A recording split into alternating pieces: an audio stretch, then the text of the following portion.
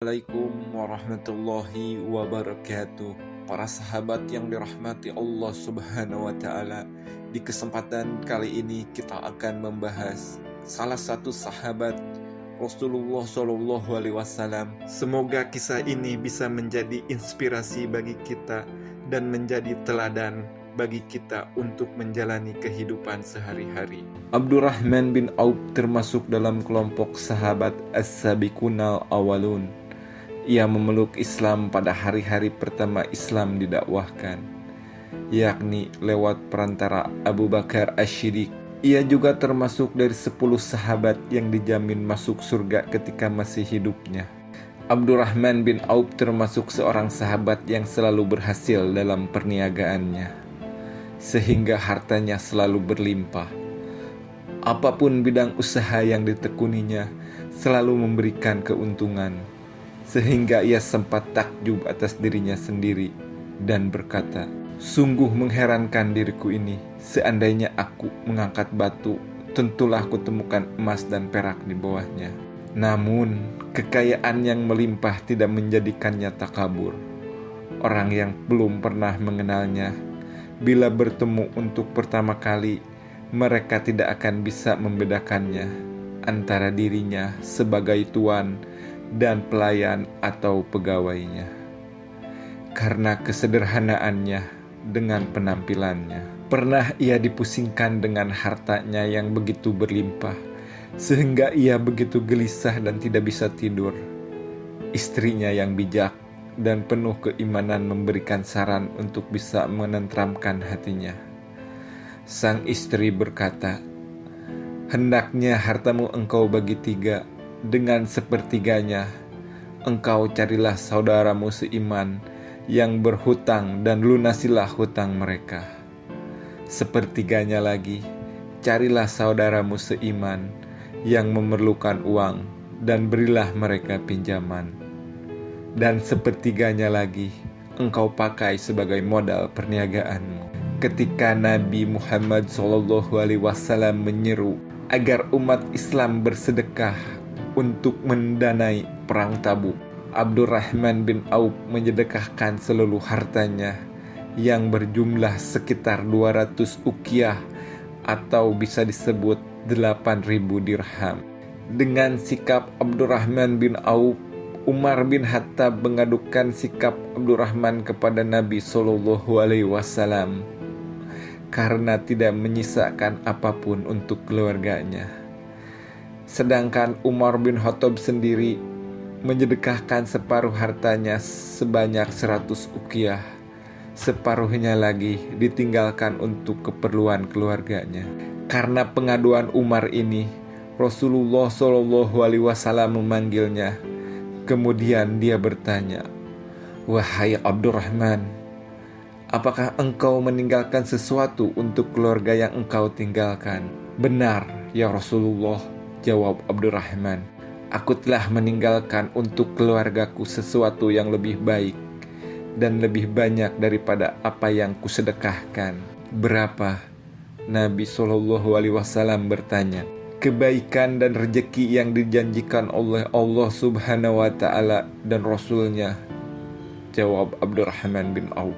Rasulullah SAW membenarkan sikapnya dan menerima alasan Abdurrahman tersebut. Suatu hari, beberapa tahun setelah Rasulullah wafat, terdengar suara bergemuruh dan debu mengepul menuju kota Madinah. Seolah-olah ada pasukan yang sedang menyerbu kota Madinah. Ummul Mukminin Aisyah radhiyallahu anha berkata, "Apa yang sedang terjadi di kota Madinah ini?" Seseorang menjelaskan bahwa kafilah dagang Abdurrahman bin Auf baru datang dari Syam. Sebanyak 700 kendaraan penuh dengan barang-barang yang bermacam-macam. Masyarakat Madinah menyambutnya dengan gembira kedatangan kafilah tersebut karena mereka pasti akan ikut merasakan manfaatnya. Mendengar penjelasan tersebut, Aisyah tercenung sesaat seolah-olah mengingat sesuatu. Kemudian ia berkata, "Aku ingat ketika Rasulullah SAW pernah bersabda, Abdurrahman bin Auf masuk surga dengan perlahan-lahan. Ini yang mungkin dimaksud dengan beliau. Sebagian riwayat menyebutkan sabda Nabi SAW tentang dirinya tersebut dengan redaksi yang berbeda, yakni Abdurrahman bin Auf masuk surga dengan merangkak, dan beberapa redaksi lainnya yang intinya adalah ia tertunda karena terlalu banyak harta dan kekayaannya. Walaupun ia memperoleh kekayaan harta dengan jalan halal dan membelanjakan atau mengeluarkan dengan jalan halal pula, tetapi ia harus melewati hisab yang tentunya lebih lama dibanding dengan sahabat-sahabat as-sabiqunal awalun lainnya. Sebagian sahabat yang mendengarkan ucapan Aisyah tersebut menyampaikan ucapan tersebut kepada Abdurrahman bin Auf. Ia segera ingat bahwa Nabi SAW memang pernah bersabda seperti itu, dan ia juga ingat bahwa beliau telah memberitakannya bahwa pernyataan akhirat tentang umur dan ilmu hanya satu, tetapi tentang harta ada dua, bagaimana mendapatkannya dan di mana atau bagaimana membelanjakannya. Sebelum sempat barang perniagaannya diturunkan dari kendaraan, ia bergegas menemui Aisyah dan berkata, "Anda telah mengingatkanku akan hadis yang sebelumnya tak pernah kulupakan. Dengan ini saya memohon dengan sangat kepada Anda untuk menjadi saksi bahwa kapilah dagang dan semua muatan berikut kendaraan dan perlengkapan kubelanjakan di jalan Allah Subhanahu wa Ta'ala."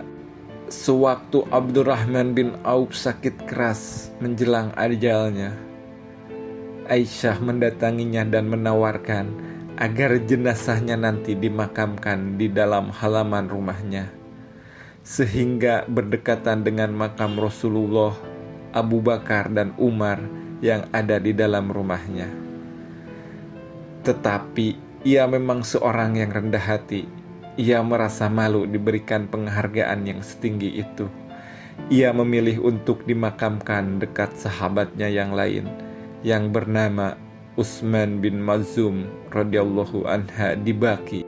Pada detik-detik terakhir nyawanya akan dicabut, ia sempat menangis dan berkata, "Aku khawatir dipisahkan dari sahabat-sahabatku karena kekayaanku ini yang melimpah. Semoga kisah ini menjadi inspirasi ataupun teladan, karena sesungguhnya harta hanyalah sebuah titipan Sang Maha Pencipta.